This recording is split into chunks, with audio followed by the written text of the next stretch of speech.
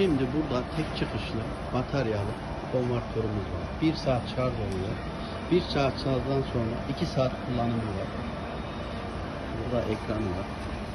Ekranda gösterelim. 65 volt.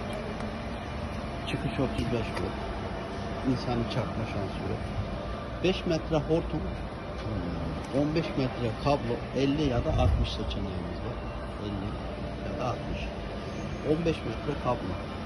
Daha sonra şimdi şarj olurken çalışır mı dersen, şarj olurken çalışır.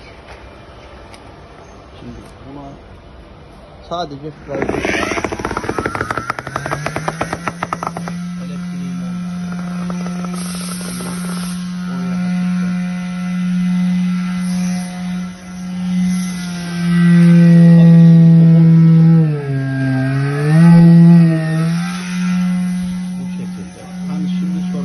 şarj olurken çalışır mı? Şarj olurken çalışır.